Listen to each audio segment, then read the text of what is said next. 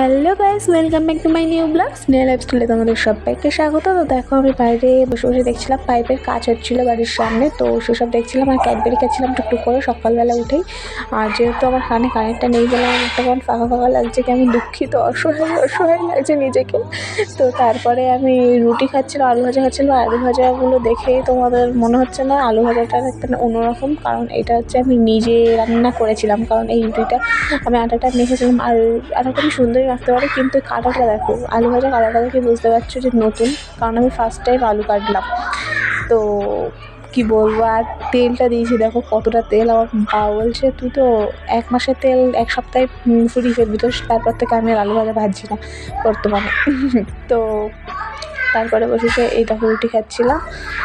তো রুটিটা রুটিটা খেয়ে মানে নিজেই রিভিউ দিচ্ছিলাম যে কেমন হয়েছে, নিজেই বলছি দারুণ হয়েছে, আবার হাসিও পাচ্ছিল। তো তারপরে দুপুরবেলা একটা কী খাচ্ছিলাম, বিট ভাজা না, বিটের যে বিটুলি হয় যেটাকে বলে, সেটা ভাজা, সেটা খুবই সুন্দর লাগে, দারুণ লাগে। কে পছন্দ করে অবশ্যই কমেন্ট করে জানি।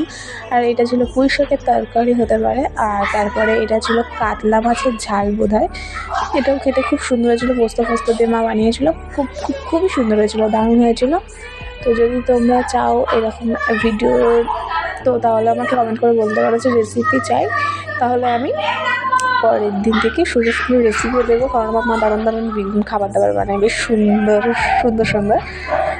তো তারপরে আমি এই যে সব কিছু তারপর দুপুরবেলা খাওয়া দাওয়া কমপ্লিট করে একটু ঘুমিয়ে নিয়েছিলাম। আর তারপরে সন্ধ্যাবেলা মা করেছিল দুধ চা, আর দুধ চা টোস্ট দিয়ে খাচ্ছিলাম। তো অনেকদিন পর দুধ চা খেলে বেশ ভালোই লাগছিলো। তো তারপরে আমাদের রাতের বেলা ডিনার হচ্ছিলো। তো এটা হচ্ছে আমার সবথেকে ফেভারিট খাবার, বুঝতেই পারছো। তো এখানে মাংস কষানো চলছে, তো এখানে বিরিয়ানি করার প্রিপারেশান চলছিলো।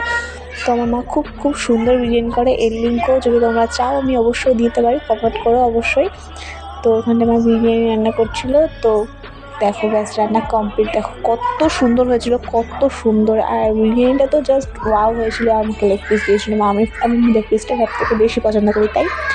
তো সত্যি বলছি বিরিয়ানিটা জাস্ট ওয়াও হয়েছিলো, জাস্ট ওয়াও। দেখতেও যেমন সুন্দর। এখন আমি কথা রিভিউ এই যে আমি ভয়েস রেকর্ড দিতেই আমার কেমন জিভে জল চলে আসে। তো দেখো আমার ভাই রিভিউ দিচ্ছে।